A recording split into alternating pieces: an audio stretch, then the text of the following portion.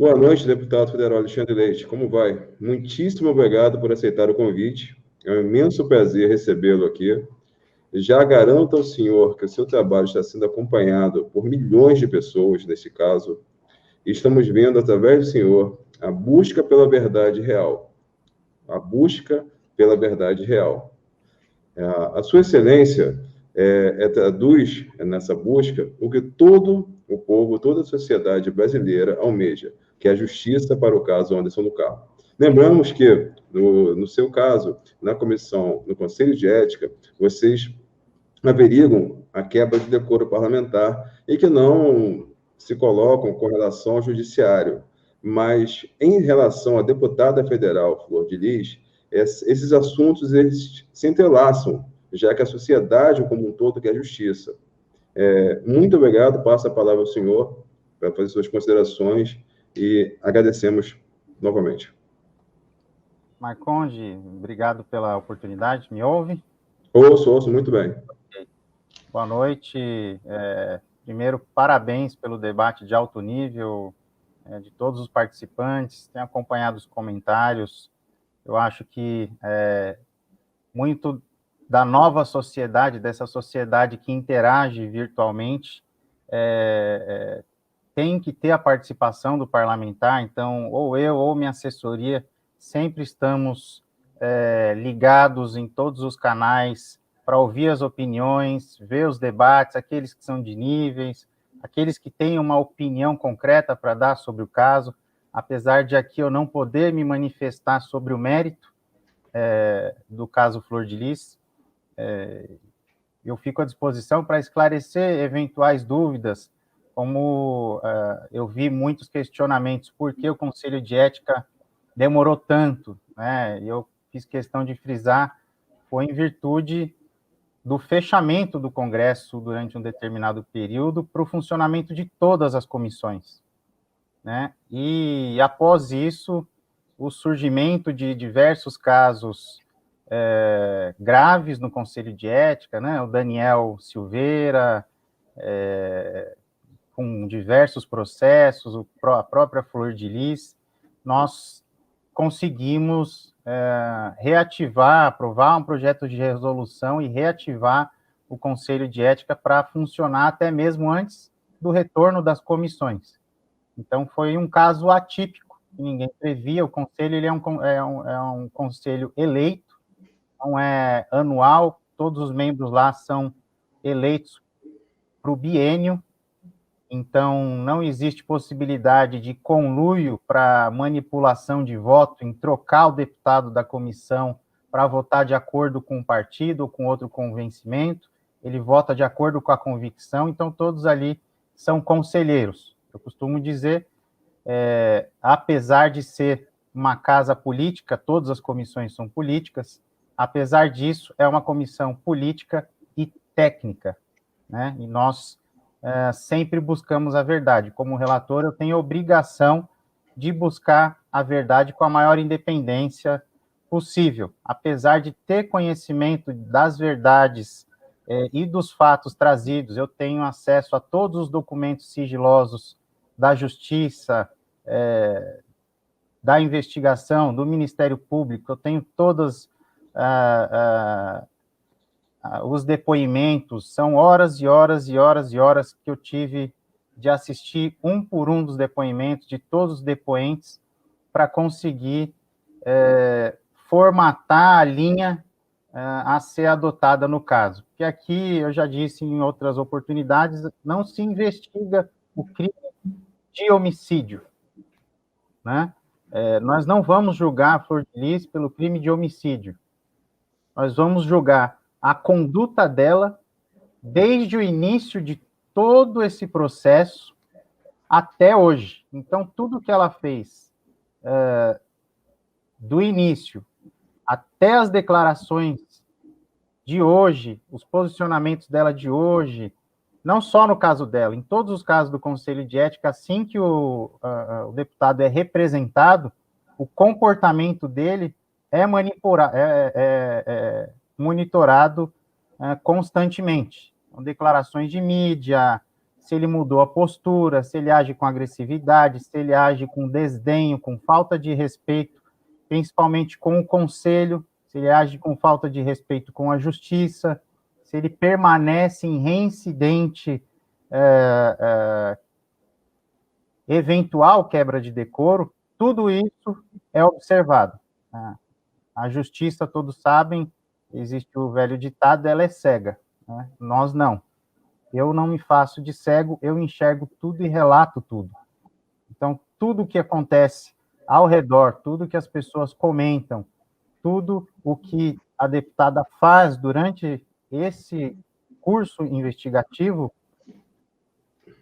é levado em consideração para efeito de tomada de decisão. Então, eu dizia, nós temos acesso ao arcabouço de provas, nós temos provas que nós vamos fazer a utilização de provas emprestadas da Justiça para formação de convicção, mas nós temos uma peculiaridade no Conselho de Ética que funciona como um tribunal do júri, mas em um formato diferente. Nesse formato, o júri participa da investigação, que são os deputados, os conselheiros, o júri participa, o júri faz perguntas. Então, por isso, toda a oitiva, apesar de eu saber o conteúdo do que eu estou perguntando, apesar de eu saber a maioria das respostas, os deputados conselheiros não sabem.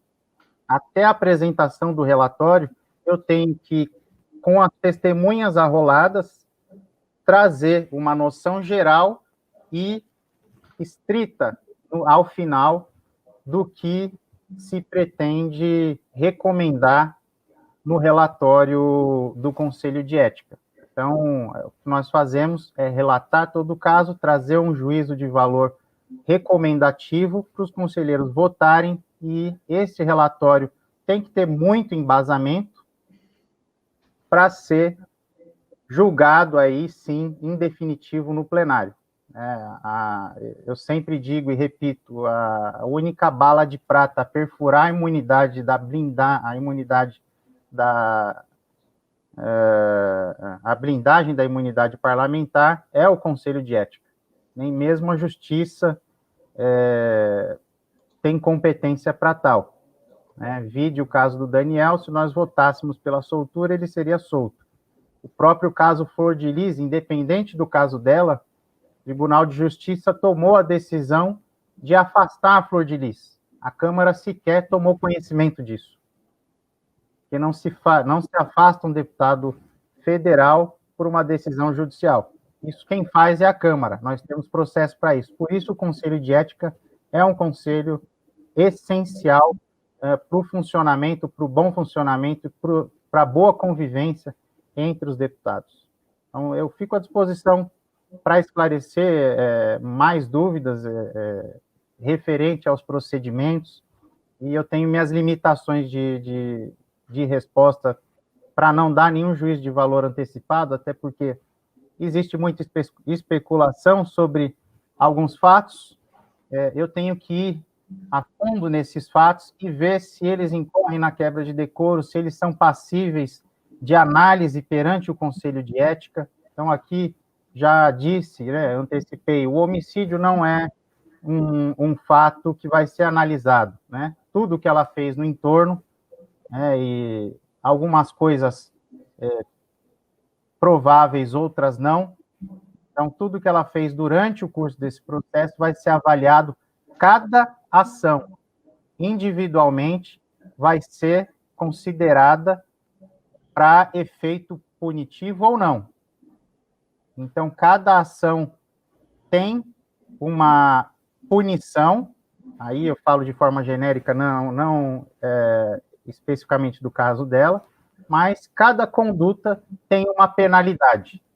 A soma dessas condutas vai vir no relatório final. Então, nós temos desde notificação, a suspensão de 1, 2, 3, até 6 meses do mandato, nós temos suspensão de prerrogativa parlamentar, ela pode continuar no exercício do mandato e não exercer nada do poder parlamentar, mas continuar no cargo, e nós temos a penalidade máxima, que é a perda de mandato. Se alguma das acusações forem comprovadas no relatório e passível de perda de mandato, ou a somatória de várias infrações ao Código de Ética e Decoro Parlamentar, levarem à acumulação da pena de perda de mandato, né? São hipóteses possíveis ao final desse caso. Então, nós estamos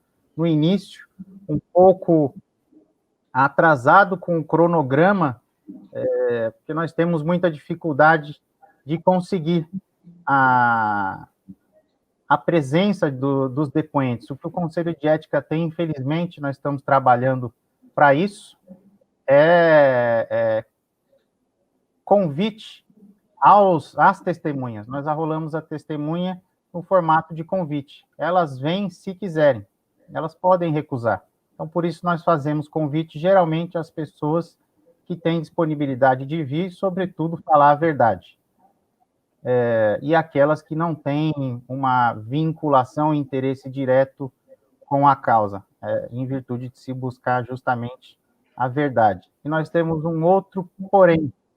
As testemunhas arroladas pela Flor de Lis, salvo engano, 4 ou 5 estão presas. 5. Nós temos uma dificuldade de tempo e data para ouvir essas pessoas. Por exemplo, eu tenho o Lucas em um presídio que não tem estrutura para fazer a videoconferência. Então, a gente tem que pedir a transferência dele prévia para outro presídio para que ele possa fazer. Os presídios que têm disponibilidade somente às segunda-feiras e tem limite estipulado de horário de operação para isso. Então, isso dificulta muito. Eu tenho um prazo de até 40 dias, salvo engano, até o dia 13 do 5, para encerrar a instrução probatória, e aí apresentar o relatório final. E essa instrução justamente se dá em cima da finalização da oitiva das testemunhas arroladas pelo relator e das testemunhas arroladas pela defesa.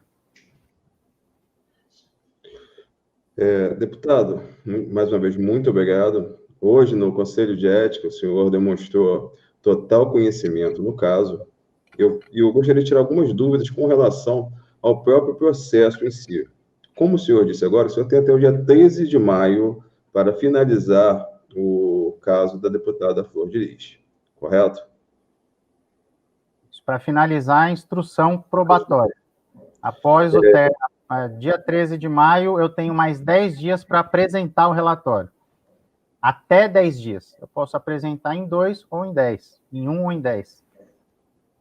A tentativa de colocar as testemunhas para serem ouvidas no máximo tempo possível, fato hoje visto e até interrompido pelo senhor 2 vezes, isso poderia ser colocado como um fator para postergar esse prazo, ou esse prazo é irrevogável? O prazo é irrevogável, né? Nós tínhamos, na primeira sessão, nós tivemos que interromper a sessão em virtude do início da ordem do dia. Eu fiz uma questão de ordem imediatamente ao presidente Juscelino, à época, que ele indeferiu, certamente, porque não tinha o respaldo de plenário. No mesmo dia, eu fiz a questão de ordem com embasamento regimental ao presidente Arthur Lira durante sessão ordinária no plenário da Câmara. E ele deferiu a minha questão de ordem, dizendo que, assim como as CPIs da casa, as oitivas não precisam nem de quórum, nem dependem, e independem do funcionamento ou da abertura da ordem do dia. Então, qualquer tentativa de obstrução temporal vai ser vencida, porque eu não me canso, e não precisa de quórum. Os deputados não precisam todos estarem presentes, até porque a sessão é virtual, podem dar presença e acompanhar pelo celular e estar no plenário votando ou não, e a oitiva pode continuar. Então, é o que eu disse para os advogados da defesa hoje. Ainda que quiserem protelar, nós vamos até o fim do dia, mas nós vamos terminar as testemunhas que comparecerem. Vou fazer mais uma pergunta, depois passar para meus colegas da bancada. A minha dúvida, com certeza, é a dúvida de muitos. Com relação ao que o senhor falou, em que várias provações, várias causas que possam causar punição podem ser somadas e com elas levadas à própria medida máxima, que é a cassação, eu gostaria de entender quando se fala, por exemplo, em rachadinha, quando se fala, no caso em específico da deputada federal Flor de Lis, em uma quebra de uma ordem judicial, na qual ela foi proferida a não falar sobre testemunhas do caso em nenhuma rede social, e ela, em entrevista nacional, ela acusa várias vezes uma das testemunhas principais do caso, e nela, em tom de ameaça, segundo a própria testemunha, ela quebra essa regra. E são vários fatores, inclusive, como se falado, a questão da tornozeleira, essa quebra da ordem judicial. Deixa eu te dizer uma coisa para ficar bem clara na cabeça das pessoas, usando o exemplo que você deu, a questão da rachadinha. Ela é mencionada no relatório do inquérito e no relatório do MP. O Conselho de Ética não tem competência para quebra de sigilo bancário ou telemático. Eu tenho que submeter ao presidente da casa para que ele submeta ao plenário, e aí sim nós façamos a quebra telemática ou bancário. Os investigadores e nem o Ministério Público fizeram essa quebra na questão da rachadinha. Eles só fizeram menção a uma possível rachadinha. Então, eu não tenho como colocar no relatório de forma punitiva, porque eu não tenho prova da rachadinha. Ele diz que um funcionário o funcionário dizia que recebia tanto, mas o outro, mas no portal da Câmara, ele recebia um salário de 12 mil, salvo engano, e ele alegava que recebia 2 mil ou 4 mil. E aí ele supõe uma rachadinha, mas ele não fez a quebra de sigilo bancário, nem provou no curso do processo, tanto é que ele não denunciou por isso. Nem o MP e nem o inquérito policial. É uma questão que você colocou, as pessoas comentam, mas não tem prova. Quanto tempo eu vou levar para conseguir produzir a prova sobre isso? Tem tantas outras coisas para a gente avaliar, que já tem prova constituída, que já podemos fazer uso da prova emprestada. Eu vou perder quanto tempo dentro desses 40 dias para levar essa questão ao plenário e fazer a quebra de sigilo bancário para investigar a rachadinha, que é um crime, vamos dizer assim, politicamente complicado de se investigar dentro da Câmara. Entendo sua posição. Então, existe essa linha muito sensível como relator, que eu tenho que fazer esse juízo de valor e pesar as coisas. Então, está no relatório, eles colocam, o delegado fala, o Ministério Público fala, mas ninguém prova. Então, eu sou, como eu disse no início, você mesmo disse, Marcondes, eu estou aqui em busca da verdade real e o que se pode provar, não é o que se fala. Então, eu vou relatar o que eu posso provar e o que se fala. Então, eu serei justo, né, no meu relatório. Só sobre a segunda parte, já que o senhor confirma que acompanha a deputada, inclusive nas suas redes sociais, como um objeto de acompanhamento, já que para ver se há reincidência de quebra de decoro e afins, foi proferido a ela que não falasse, não mencionasse o nome de qualquer testemunho, uma ordem judicial dada pela magistrada. Ela quebra isso na última entrevista dada ao portal Metrópole. Ela fala várias vezes, inclusive, que irá processá-la, num tipo de ameaça velada que foi sentida pela testemunha. Isso está sendo acompanhado pelo senhor? A vida social a vida que ela apresenta nas redes sociais é acompanhada também pelo senhor para ter base a informações e decisões no Conselho de Ética? Olha, Marconde, eu estou acompanhando o que os senhores e os seus internautas estão dizendo. Imagino o que ela disse e faz. Eu não sou cego e não sou alienado. Aos meus olhos dificilmente passa alguma coisa. Então, a questão é, eu tenho que ter muita concentração, porque são tantos fatos.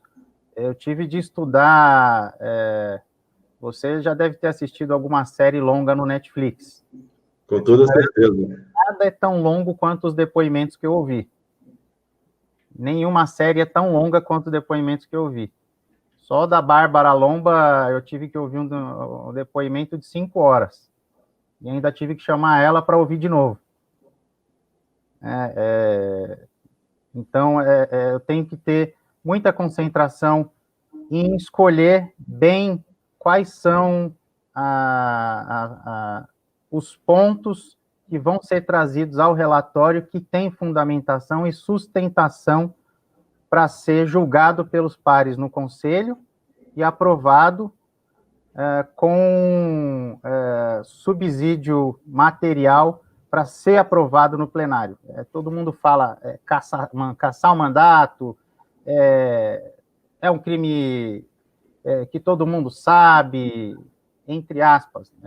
Nós estamos aqui falando de caçar um mandato legitimamente instituído, constitucionalmente sufragado, tanto é que é a pena máxima da Casa Legislativa, e é a única coisa que está entre a deputada Flor de Lis e a prisão. Todos os outros envolvidos estão presos. Ela só não está presa em virtude do artigo 53, né? Assim foi com o próprio vereador Jairinho, não está sob o manto da imunidade parlamentar. O Conselho de Ética da Câmara tem essa relevância no âmbito jurídico e nacional, né? Tendo em vista que nem mesmo a justiça pode furar essa blindagem parlamentar. É um dos três poderes, na verdade, né? Não há interferência, há uma equivalência de poderes. Então, o judiciário não pode se sobrepor ao legislativo, que não pode se sobrepor ao executivo. Concordamos. E com relação também à imunidade parlamentar, também concordamos, para que o deputado ele consiga exercer o seu mandato de forma limpa, isenta, sem impressão. Por isso que entendemos o objetivo da imunidade parlamentar. Sabemos, infelizmente, na nossa sociedade, tivemos casos de outros deputados que infringiram as leis, foram cassados e deixaram uma mácula, uma mancha na figura do deputado federal. Nós sabemos que não há muitos deputados que trabalham pelo povo, que trabalham, que são sérios. Nós recebemos aqui, por exemplo, o deputado federal Rubens Bueno, acompanhamos a trajetória dele, estamos acompanhando a sua trajetória também. Não são poucos os deputados que trabalham. Infelizmente, há máculas como qualquer sociedade, como qualquer profissão. Entendemos esse ponto e também o trabalho que vocês exercem, quando feito de forma ímpar, quando feito de forma verdadeira, é objetivo que seja beneficiada a sociedade. Então, eu parabenizo aos deputados que trabalham de forma correta. Eu vou passar agora para as dúvidas dos meus colegas de bancada, se o senhor permitir, se o senhor estiver com tempo, para tirar essas dúvidas. Então, por favor, André, seria a sua ordem agora. Pois bem, boa tarde não, boa noite, né? Tô ficando doido. Boa noite, deputado Alexandre. Te dou os parabéns aí pela iniciativa, principalmente de vir aí não só nos acompanhar, mas também de tirar algumas dúvidas nossas aqui, que esse caso Flor de Lis é um dos mais intrigantes que nós já vimos na atualidade, né? Eu tenho uma pergunta para fazer para o senhor, que é uma dúvida não só minha, mas de muitos brasileiros. O senhor falou aí sobre a questão do que tinha sido colocado, né, por outras instâncias e não chegou ao conhecimento dos senhores, né? Não chegou até a Câmara o conhecimento que foi o pedido de afastamento, para ser afastada a Flor de Lis. E nós vemos que, em contrapartida, a ministra Carmen Lúcia recebeu um HC, ela negou, e, salvo engano, foi o ministro Barroso que falou que era para instâncias menores tomarem conta disso. Não competia a eles. Se eu não me engano, foi o Barroso que falou isso. Aí vem a pergunta. Se não competia ao STF, no caso, sobre o afastamento de Flor de Lis, e as instâncias abaixo vieram fazer isso, por que que não foi para frente, vamos assim dizer? Por que não deu prosseguimento e ela não foi afastada? Não foi, digamos que, acatado isso?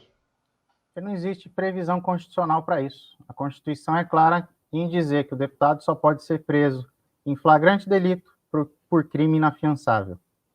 Né? Ela não foi presa em flagrante delito, ela não foi presa e não por crime inafiançável, né? Naquele momento. Então, qualquer fato que fuja disso, foge à competência de outra esfera que não a do Supremo. Ainda o Supremo não pode determinar afastamento.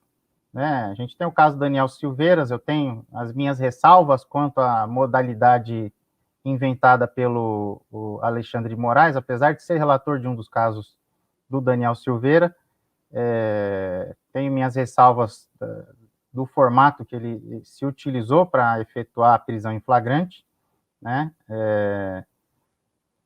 A deputada Flor de Lis não preencheu esses requisitos. Então, o caso do Daniel é um exemplo disso. Ele foi preso.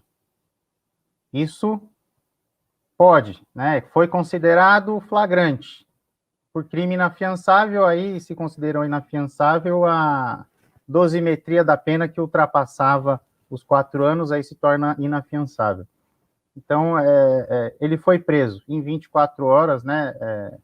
A Câmara tem de se manifestar sobre a manutenção ou não da prisão do deputado.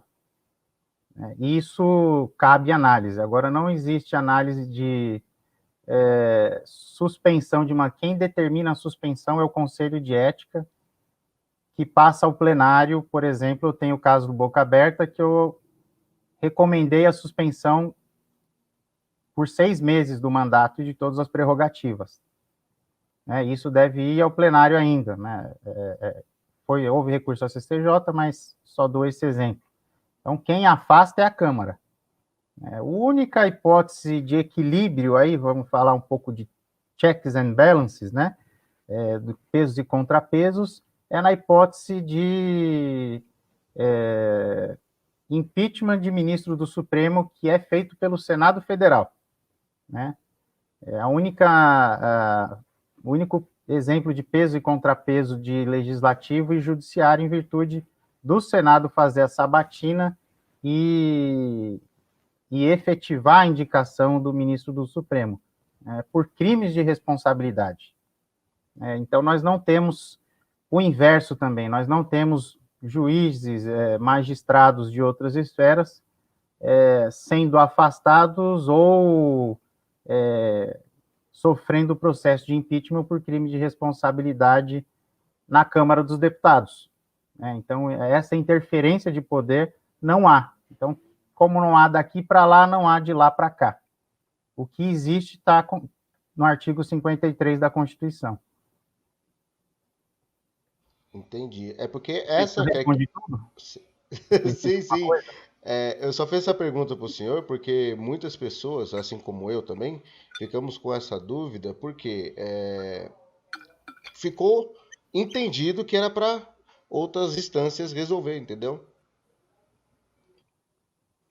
Entendi. Mas a depender do crime, outras instâncias podem tomar decisões referente aos casos, envolvendo deputados federais.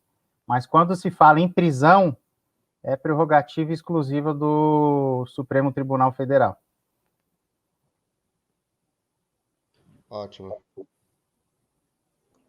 Na verdade, então, deputado, Por exemplo, as medidas cautelares, né? Você vê que existem deputados usando tornozeleira. Na minha concepção, já é uma hipótese de quebra de decoro, né? Em um menor nível, porque ela ofende a imagem da Câmara. A ofensa à imagem da instituição já é uma quebra de decoro parlamentar. Não em um nível de cassação, mas em um nível punitivo mais baixo. Talvez, dependendo do motivo da medida cautelar que levou à tornozeleira, talvez uma suspensão de 1 mês ou 2 meses, até que o deputado responda o processo, e por assim vai, mas tudo isso é sopesado, mas prisão é exclusivamente Supremo. Deputado, então a gente aqui da sociedade, digo, nós como sociedade, nós podemos considerar, então, que a decisão judicial, ela serve para nortear a decisão da Câmara. Estou correto? De certa forma. A decisão judicial geralmente é embasada em algo, né? A gente sempre espera isso, mas nem sempre é o que acontece, né? A gente tem muito juiz de primeira instância que toma decisão, inclusive política, né? A gente tem juízes de primeira instância que têm animosidades políticas com alguns parlamentares. Então, tem decisões que são revertidas em segunda instância, justamente pelo nível e escassez da decisão proferida. Então, por isso, a necessidade da prerrogativa e da imunidade parlamentar. E quem acha que a imunidade parlamentar é um benefício ao parlamentar, ela, na verdade, ela é um filtro, porque em benefício não tem nada. Quando cai no Supremo, você não tem o princípio do duplo grau de jurisdição. O parlamentar, ele tem a imunidade ele recebe a imunidade parlamentar, o deputado federal, mas ele abre mão do duplo grau de jurisdição. Quando cai no Supremo, não tem a quem rezar. Decisão una. Exatamente. Hafner, por favor. Pronto, deputado Alexandre Leite, primeiramente, eu sou o Hafner, do canal Voo da Coruja. Prazer. Falo aqui de Lisboa, Portugal. O prazer é meu, excelência. Eu gostaria, primeiramente, eu falei isso algumas vezes no nosso canal Voo da Coruja, parabenizando e elogiando o senhor pela decisão quando da negativa do pedido da defesa da Flor de Lis. Inclusive, me permita aqui rapidamente, quando diz aqui, Alexandre Leite rejeitou o pedido, argumentando que processos elaborados pela mesa diretora não precisam passar pela fase de admissibilidade no Conselho de Ética. Nesse período aqui, nós tecemos elogios, parabenizamos o senhor nos nossos canais e digo ao senhor que desde o início desse caso, eu digo a Vossa Excelência, que desde o início desse caso, nós estamos acompanhando o André Carpano mesmo, ele vem acompanhando desde o princípio, eu venho acompanhando desde 2 de julho de 2019, poucos dias após o que aconteceu com o Anderson do Carmo. Nós, tudo que sai a respeito do caso, nós estamos atentos também, como o senhor obviamente está, como o senhor mesmo disse, o senhor é um dos maiores interessados em trazer a verdade verdadeira à tona, e estamos vendo um trabalho sério executado por Vossa Excelência, justamente para que faça a coisa dentro da lei e que tenha um resultado que seja, obviamente, justo. Pois bem, mas eu queria rapidamente fazer uma pergunta à Vossa Excelência com relação ao que o senhor falou sobre a legitimidade do mandato, que a deputada Flor de Lis, ela foi eleita de forma legítima. Mas eu, claro, como leigo, partindo do senso comum, eu gostaria de saber de Vossa Excelência o seguinte: sendo comprovado que a Flor de Lis foi eleita, ainda que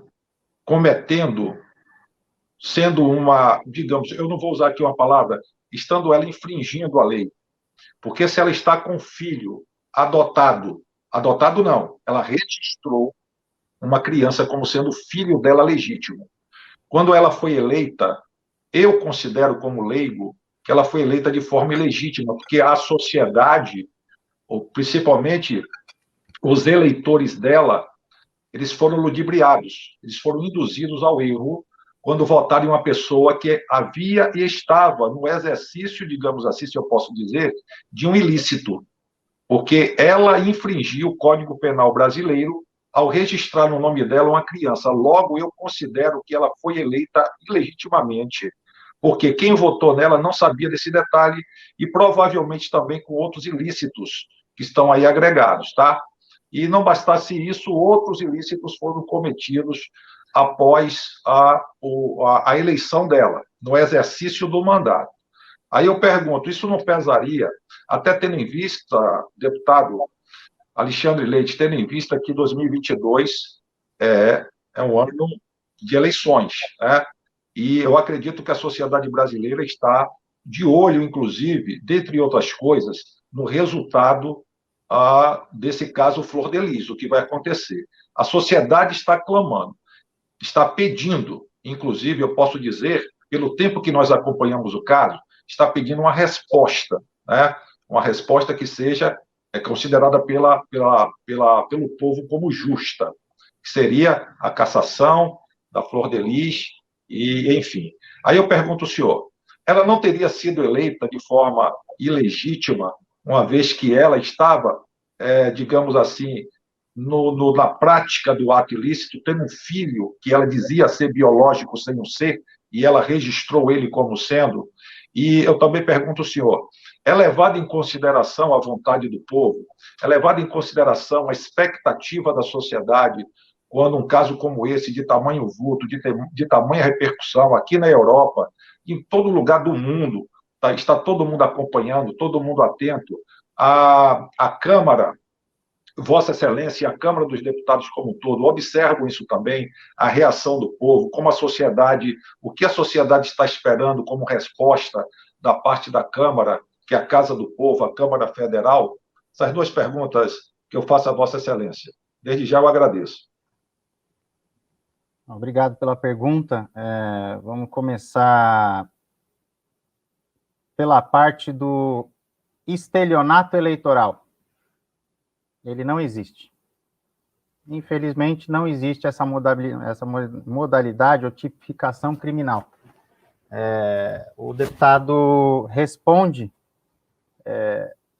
pelos crimes, né, no Conselho de Ética, por crimes eventuais cometidos após a diplomação, né? Esse crime em específico, mencionado da adoção à brasileira, é assim que é conhecido, o artigo, salvo engano, é o 242, conhecido popularmente como adoção à brasileira, né? Dar para si, ter para si filho alheio, enfim, a tipificação é mais ou menos essa. Dar para si, filho alheio, falsificar a adoção, né? Filho de outro como se próprio fosse. O Ministério Público não ofereceu denúncia. Eu até indaguei a própria Bárbara, nem o Ministério Público, eu não me recordo se no inquérito foi recomendado, mas o Ministério Público não recomendou a denúncia. Eu preciso analisar ainda, não tive o aprofundamento, se existe alguma decisão judicial, algum acórdão que modificou a prescrição desse crime, porque a prescrição dele se dá a partir do conhecimento do fato.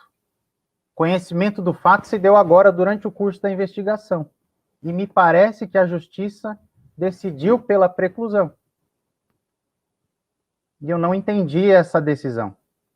Eu não sei se existe, né? Depois que eu me formei em Direito, parece que eu desaprendi tudo o que aconteceu na faculdade e já tem 4 decisões em cima de uma coisa que parecia simples na Constituição. Né? 4 entendimentos diversos sobre diversas coisas. Então, a gente tem que permanecer estudando. Então, nesse caso específico da adoção à brasileira, o texto frio da lei diz que só começa a contar a prescrição, o prazo, a partir do conhecimento do fato. O conhecimento do fato foi agora, então não precluiu. A questão é, existe alguma decisão judicial? Eu não tenho conhecimento se existe de alguma flexibilização desse crime. Eu ainda vou avaliar isso, eu ainda vou ir mais a fundo nesse fato, para saber se eu trago ele ao relatório ou não. Então, mais uma coisa aí, a gente tem já mencionada pelo Marconde, mais esse outro detalhe. Então, nem tudo que parece é o que é. A gente tem que tomar cuidado, eu tenho que ler linha por linha, avaliar vírgula por vírgula e ir a fundo, prova por prova. Quanto às vozes populares, é claro que a gente ouve. Eu justamente tomei conhecimento desse canal, porque eu observo, muitas vezes, a gente até ignora os comentários, ou os próprios comentaristas. A gente ouve a internet hoje virou um meio muito raivoso, né, de propagação de raiva e ódio na internet. Então, em geral, a gente vê muita coisa odiosa, muito xingamento, muita falta de respeito. O que me chamou a atenção aqui foi justamente a forma como vocês estão abordando o tema e o nível de comentários. Você não vê comentários ofensivos aqui. Eu estou acompanhando os comentários aqui. E foi o que me chamou a atenção nesse canal. A gente não está vendo comentários ofensivos. Você tem alguns mais militantes, hashtag cassação, hashtag alguma coisa, mas você não tem nenhuma ofensa. Então, isso me chamou a atenção, e nesses casos a gente presta atenção e ouve. O parlamentar, ele é o espelho da sociedade. Eu não posso me alienar do que a sociedade pensa, mas a gente também não pode viver achando que o sistema judiciário ou legislativo é uma república de bárbaros. Se eu fosse considerar todos os comentários raivosos que eu acompanhei até agora sobre o caso Flor de Lis, eu já tinha mandado ela para a forca. Literalmente. Né? Porque hoje a internet virou uma república de bárbaros, né? Uma rede mundial de computadores de bárbaros. Mas eu tenho como relator de colocar a bola no chão, avaliar o caso, ter paciência com a defesa, garantir a ampla defesa e o devido processo legal. Isso é muito importante, embora muita gente não tenha compreensão. O devido processo legal e a ampla defesa, eu vou usar aqui como exemplo um caso que dói em todo mundo, o caso do Lula. Olha o resultado da inobservância do ordenamento jurídico quanto à distribuição e quanto à imparcialidade do juiz. Olha o que aconteceu. O dano foi maior do que a morosidade e a sequência justa em fornecer a ampla defesa e a defesa e o julgamento imparcial. Então, eu tenho aqui que zelar por tudo isso, que vamos dizer assim, uma furada de bola minha pode atrasar ainda mais o processo, pode trazer o mandado de segurança, pode gerar um recurso à CCJ, enfim, até esse processo tomar termo ao plenário, independente do que seja, ou se vá ao plenário, eu não tomo a decisão, eu apenas recomendo o voto com base nos fatos que eu acho pertinentes. Todas essas questões são trazidas e colocadas no chão. Então, eu tenho que ser muito pé no chão com tudo. Então, sim, observo, sei da vontade popular, eu vejo se tem gente contra, se tem gente a favor, quem está contra, quem está a favor, o que estão dizendo, o que está doendo mais na sociedade.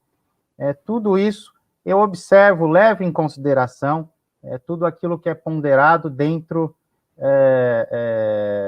do razoável, né? Eu não posso me fazer um alienado ou me fazer cego ao que acontece ao meu redor. eu sou um representante do povo, é uma casa política, é uma comissão política, porém técnica, né? Repito, faço questão de frisar. Então, é uma questão em que eu tenho que ter muito equilíbrio para poder executar, né? Só finalizando uma complementação, estar no Conselho de Ética é um sacrifício muito grande para o parlamentar. Ninguém quer... eu não fui eleito para perseguir parlamentar, né? Eu sou eleito com uma base de um eleitorado social, meu pai é vereador aqui na capital, meu irmão é deputado estadual, eu presto auxílio aos mais pobres, a minha região, o interior que eu trabalho são de pessoas pobres, o meu trabalho é totalmente diferente, eu tenho uma atuação junto à Comissão de Segurança Pública e Combate ao Crime Organizado, e vim para o Conselho de Ética, junto com o presidente Juscelino, para atualizar e fazer um novo Código de Procedimentos. O Código de Procedimentos do Conselho de Ética por analogia, é o Código de Processo Penal. Então, o Código de Processo do Conselho de Ética, que eu já fiz e já aprovei e foi para a CCJ, eu vim para o Conselho de Ética com esse intuito, com o intuito jurídico, com esse desafio jurídico. E acabou que o trabalho, modéstia à parte, foi bem feito por mim, pela minha equipe, a 10 mãos, que alguns relatórios dos mais complexos acabaram sendo designados a mim. Então, teve primeiro boca aberta para mim, foi o caso em que todos os instrumentos regimentais de obstrução de processo foram utilizadas. Então, aprendi muito com isso, que me ajudou a formatar uma atualização muito pontual e positiva. Posteriormente, o caso do Daniel Silveira, é um caso que ninguém queria fazer, mas eu topei o desafio, não porque eu gosto de perseguir parlamentar, mas porque eu tenho esse desafio jurídico e a gente começa, a essa altura, perceber a insatisfação da população com uma falta de resposta do Conselho de Ética. Durante esse processo, eu tive a oportunidade de ouvir pessoas que foram ofendidas com o excesso parlamentar, com a pessoa que abusou literalmente da prerrogativa e acabou com a vida de pessoas. Eu ouvi essas pessoas e vi elas chorar. Pessoas tiveram que mudar de cidade, tiveram que tirar filho da escola por causa de abuso parlamentar.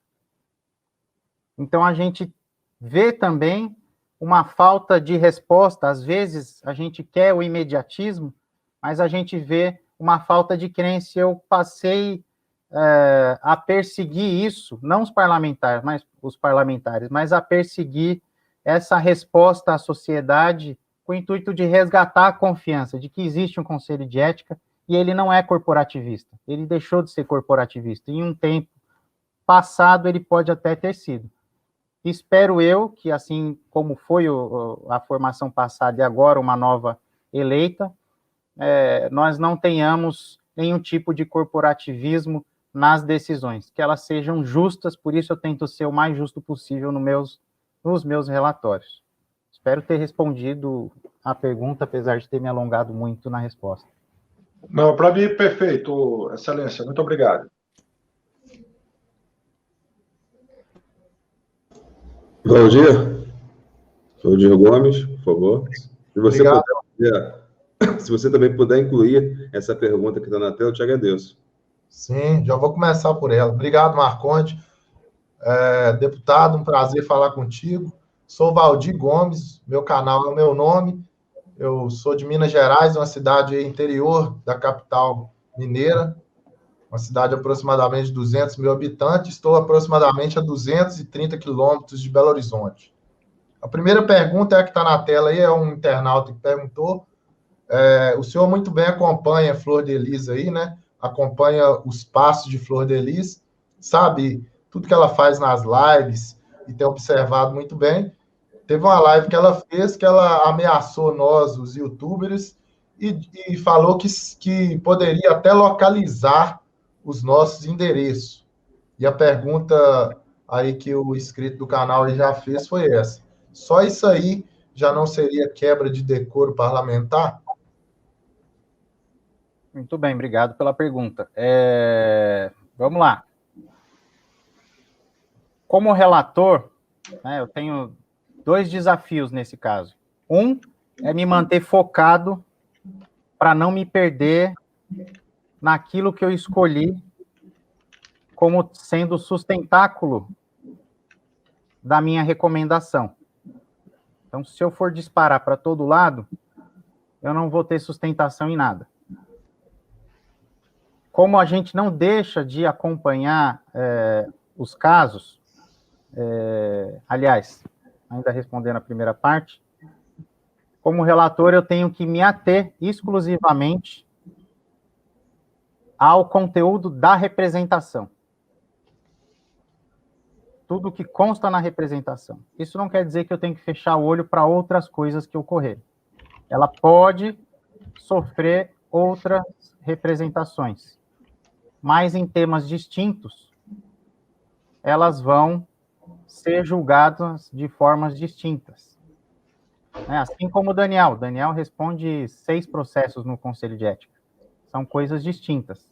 Eu relato um de uma gravação clandestina, ele responde outro por quebrar a placa da Marielle e ameaçar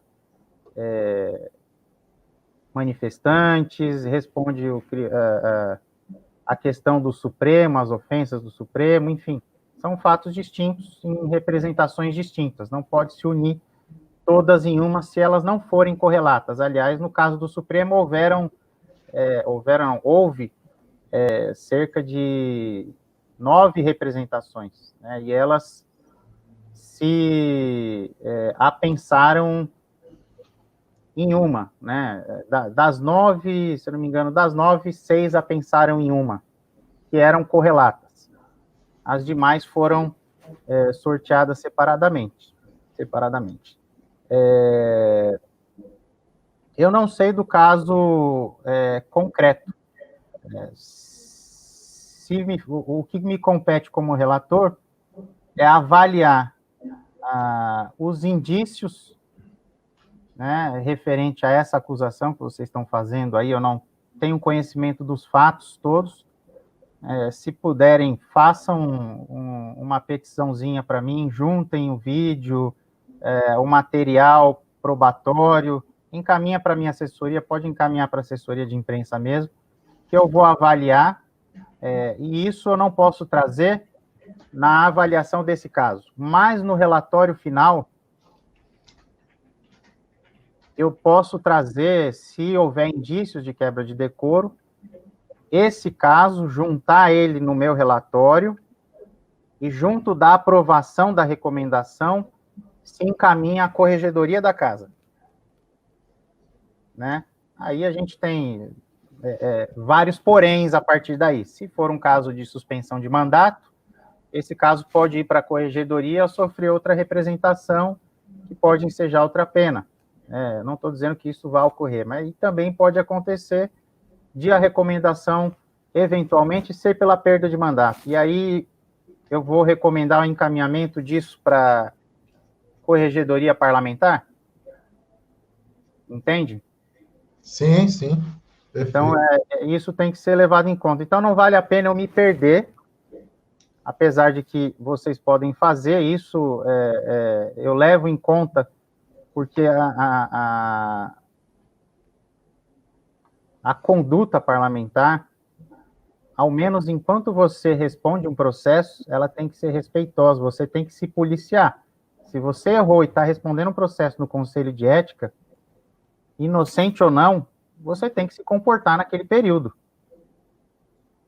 Respeitar as pessoas, as leis e os parlamentares em prol do bom convívio, em prol da sua representação. Se você demonstra desprezo pelo Conselho, pelas pessoas, pelas leis, não demonstra arrependimento por nada, isso só tem a agravar a situação do parlamentar. Então, não sei se eu respondi bem a sua pergunta, não sei se eu pude me fazer compreender no contexto. do que foi falado, né? Eu não tenho conhecimento algum desse fato, apesar de estar de olho em tudo. Esse fato de ameaçar alguém, eu não vi isso, não tenho provas disso, né? Aí, como tem no processo muita especulação, até que se tenha provas e isso chegue de fato a uma análise fundamentada, ainda continua sendo especulação. Não, perfeito. Bem esclarecido aí, bem explanado. Depois, em off, a gente vai conversar com os amigos aqui da bancada para ver se a gente faz isso aí. Agora, uma outra pergunta aqui. Essa mulher, essa senhora aí, em uma entrevista que ela deu, inclusive para o Roberto Cabrini, ela deu total certeza que não seria presa. Em uma live no seu canal, ela pega uma pizza e faz total ilusão que isso vai acabar em pizza e um total deboche aí com a justiça do nosso Brasil, né? Debochando que não vai dar nada, e por várias vezes, quando ela entra em live, você vê um tom de deboche concernente a isso. E a gente não está falando aqui de qualquer pessoa, a gente não está falando aqui de uma mulher ficha limpa. Ela é acusada e ré por homicídio triplamente qualificado, por homicídio tentado duplamente qualificado, por associação criminosa majorada, falsificação de documento e falsidade ideológica. Então, eu vou fazer uma pergunta para o senhor aqui, bem direto, vou usar até a linguagem popular aí do povo.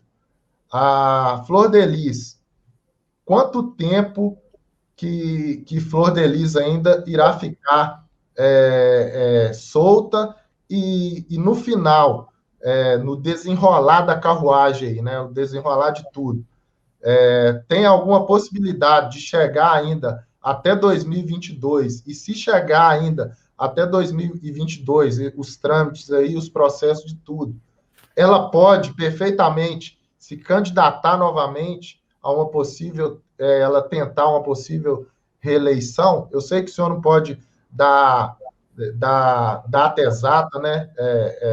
Tal dia X, mas tem alguma possibilidade disso aí ultrapassar 2021 e chegar até 2022, até uma possível reeleição dela? Olha, Valdir, não é algo que compete a mim. Como eu disse, eu faço a análise do caso e relato de forma substanciada uma recomendação de punição. O meu voto é uma recomendação de punição. Então,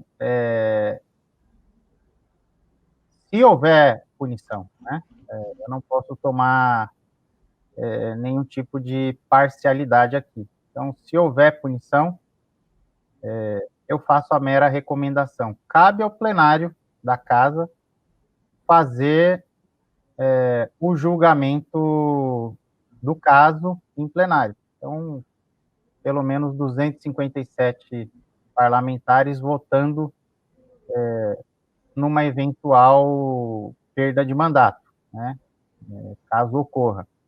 Então, isso não depende de mim. O que o relator pode fazer, e eu tenho feito, o meu trabalho com justiça, com seriedade, dando as oportunidades para a defesa, para não haver questionamentos futuros, para não haver atrasos maiores, para que não haja atrasos maiores, mas o prazo termina dia 13 da instrução probatória, eu tenho até 10 dias.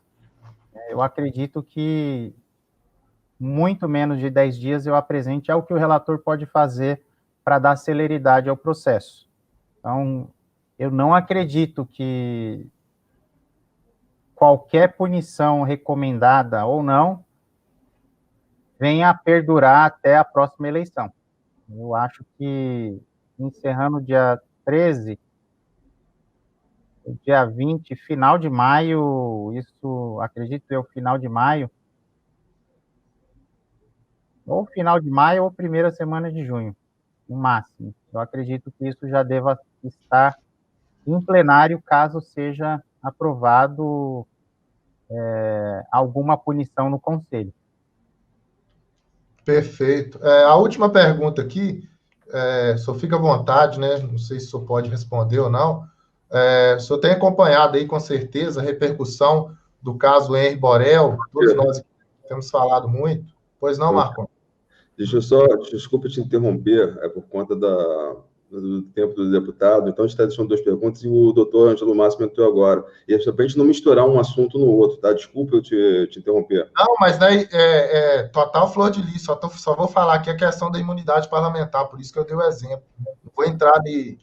Sim, 10 minutinhos, Marconde.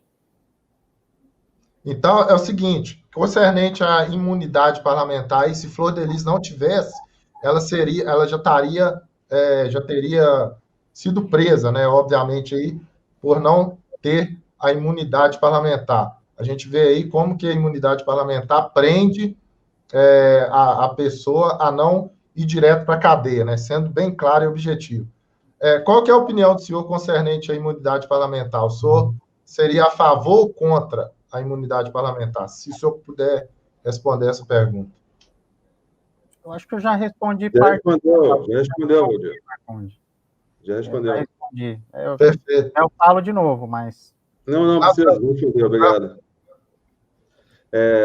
Doutor deputado federal Alexandre Leite, não sei se o senhor conhece, mas doutor Ângelo Máximo entrou aqui na entrevista agora também. O doutor Ângelo Máximo, ele é o assistente de acusação sobre o caso da deputada federal Flor de Lis. Não sei se vocês já trocaram alguma informação ou não, mas eu achei bastante pertinente a participação dele aqui também, já que ele pode colocar de forma mais direta o que pode estar concernente à deputada federal dentro do Conselho e o que vai ser e é paralelo ao Judiciário, já que a decisão do Conselho em levar para a cassação é diretamente ligada à posição da deputada. Por isso, agradeço se eu puder conversar um pouco também com o doutor Ângelo Máximo, e esse tempo que o senhor tem restante, eu gostaria que direcionasse diretamente ao Ângelo Máximo, ao senhor, e o senhor a ele, por favor. Doutor Ângelo, muito obrigado por participar, esteja à vontade.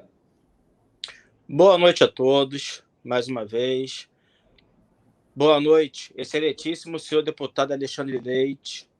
Parabenizo o senhor, ou melhor, Vossa Excelência, pelo brilhante trabalho que vem fazendo. Eu faço, primeiramente, uma pergunta a Vossa Excelência.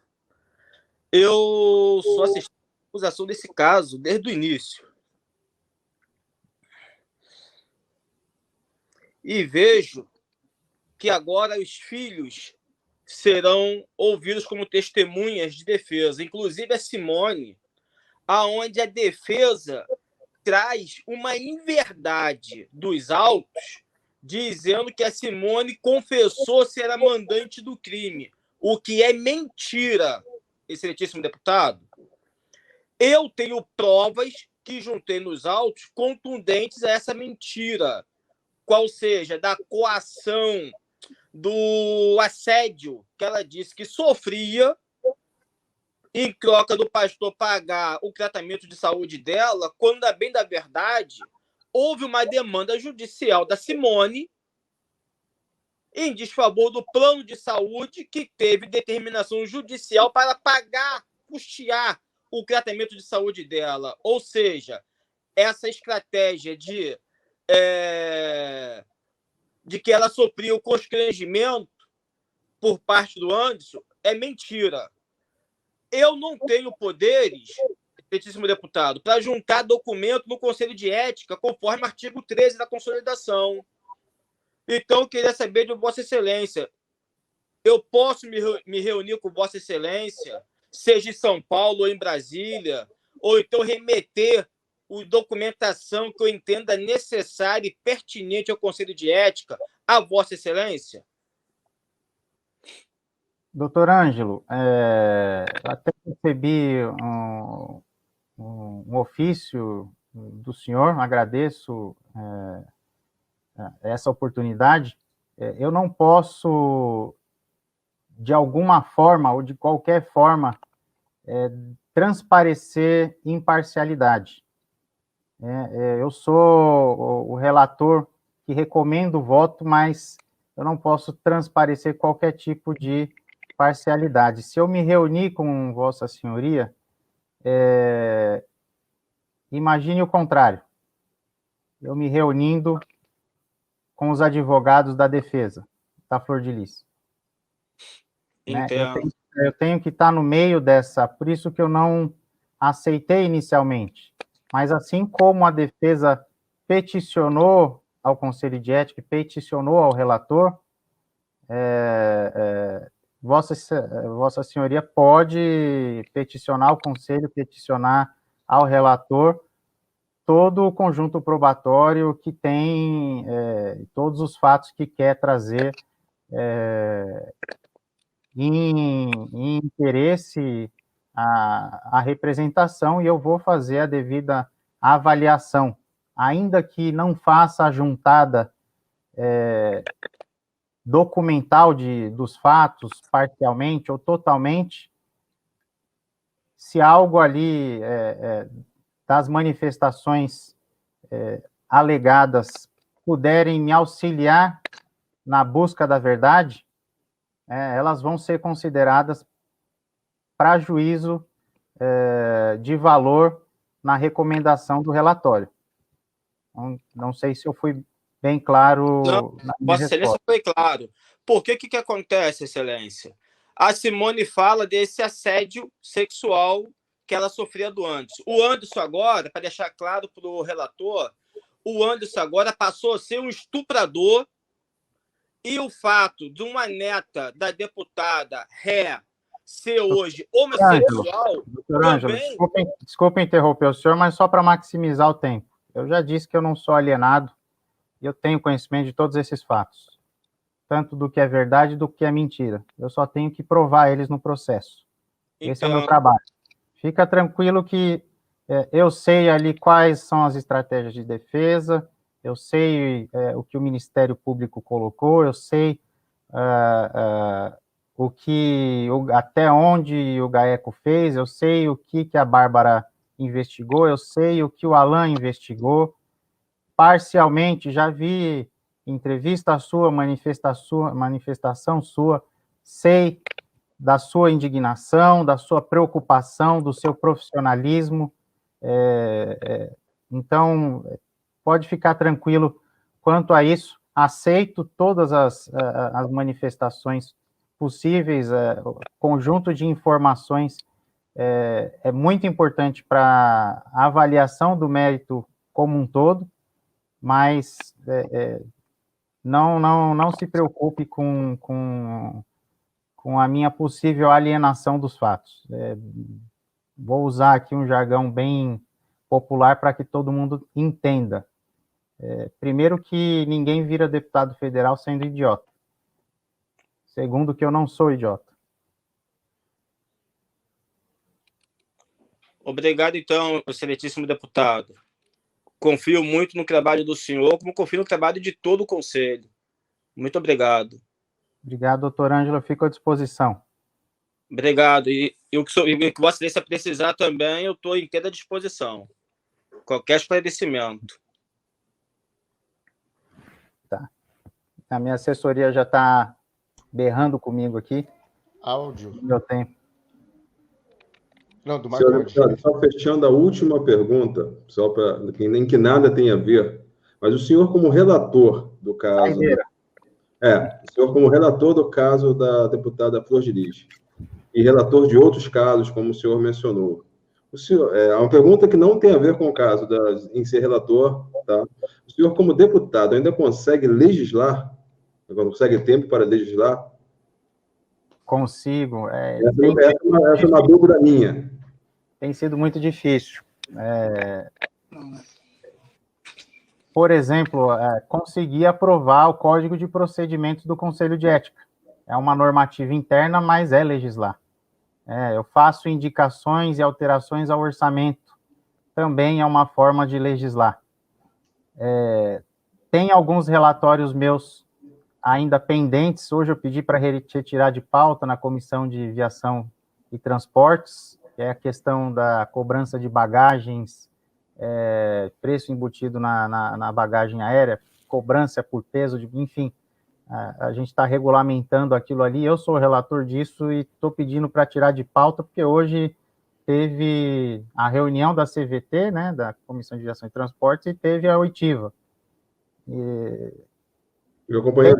Tem outras comissões que eu também faço parte, que estão trabalhando e é muito difícil. Eu tenho aqui um calhamaço de projetos de lei para solicitar relatoria, mas eu não tenho condições humanas nem de equipe para fazer isso, né? Aqui na minha equipe eu tenho para fazer esses relatórios todos do Conselho de Ética, estão me demandando toda a equipe, né? A minha assessora legislativa, um assessor legislativo da casa, um advogado criminalista de júri com mais de 30 anos de experiência, como meu auxiliar, e o meu tempo, né, entre tudo isso, ainda tem auxiliado minha população e feito o que é possível. A gente se vira nos 30, mas dado esse volume de casos aqui, é o que eu disse, a gente não vem para cá para ficar perseguindo o parlamentar, né? Eu perdi diversos finais de semana, desde que eu fui designado relator, a ficar assistindo depoimento de Marzi, de Simone, da própria Flor de Lis, dos delegados, do perito, do policial que atuou, enfim, por baixo 20 horas. Com certeza, esse depoimento toma tempo, e são aquele velho ditado, são as coisas que não voltam atrás, a pedra tirada, o tempo perdido e a palavra proferida. Para mim, uma das coisas mais valiosas é o tempo, né? E do meu mandato, não vou dizer que é um tempo perdido, toma muito do meu tempo, mas a minha missão é resgatar a credibilidade do Conselho de Ética e do deputado. Eu não sou deputado de primeiro mandato. Eu zelo pela instituição Câmara dos Deputados. E isso tenho muito forte em mim, até porque eu já disse, repito, meu pai é presidente da Câmara Municipal aqui de São Paulo, é vereador há mais de 20 anos. Meu irmão é deputado estadual, é líder do partido na Assembleia Legislativa por 4 mandatos. Eu já estou no meu 3º mandato e entrei no Congresso com 21 anos de idade. Estou fazendo 32 anos nesse mês. Já tenho 10 anos de casa. Então, eu não sou o tipo de parlamentar que entra para xingar o parlamento, falar mal dos parlamentares. Eu zelo por esse broche que eu uso, e eu tenho orgulho. E eu quero que esse orgulho se perpetue. Eu quero que a população possa ter essa ciência de que muito da mídia mostra as coisas negativas parlamentares. Você não vê a mídia cobrindo entrega de obra minha, você não vê a mídia cobrindo o meu trabalho social, mas o trabalho criminal, dentre outros feitos aqui, muito disso tem a ver com essa paixão minha por legislar e pela profissão que eu exerço. Se eu não fosse apaixonado pelo que eu faço, eu não estaria no 3º mandato. Pode reparar nisso, e isso até extrapola um pouco do tempo da minha assessoria, estipulou aqui, até eu faço questão de falar disso, porque repare que os deputados que depedram a imagem do parlamento são deputados de primeira viagem, vieram para ficar um mandato e não são políticos. Eu tenho orgulho dessa profissão. Existem deputados que, antes da pandemia, o deputado tem vergonha de entrar no restaurante com um broche parlamentar em Brasília. Eu tenho orgulho, porque eu não tenho o que esconder da população, eu tenho orgulho do que eu faço, do meu trabalho, eu tenho orgulho de ter sido eleito para fazer o que eu faço. E eu quero que a população possa enxergar. Acho que a população precisa ter esperança. Se a gente não der um pingo de esperança para as pessoas, a gente também não vai ter o respeito da população. Então, em um futuro breve, nem os bons vão conseguir sair às ruas.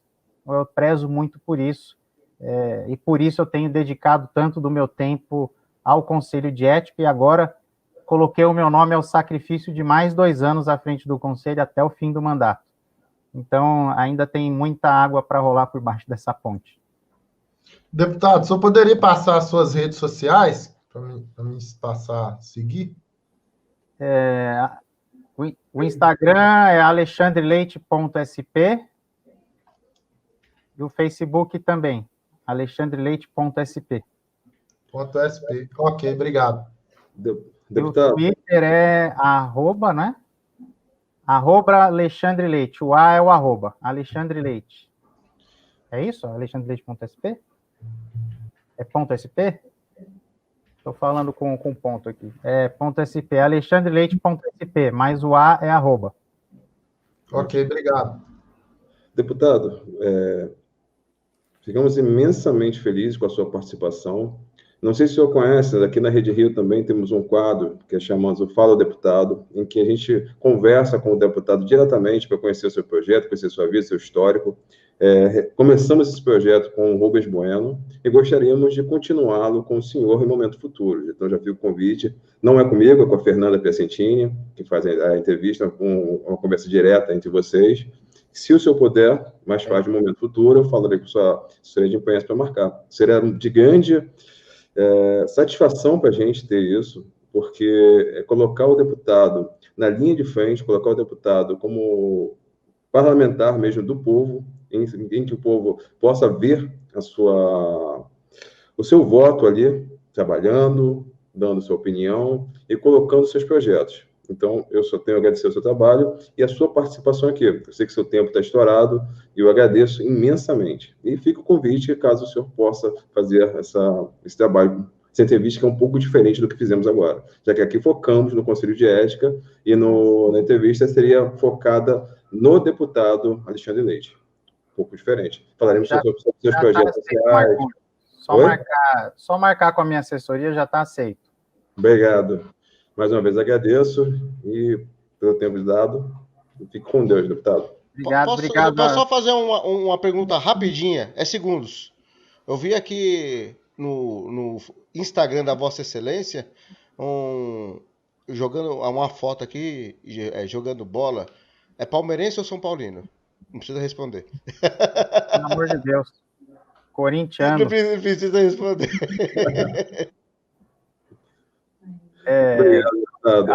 Agradeço a todos vocês pela oportunidade, pelo nível de debate. Doutor Ângelo, obrigado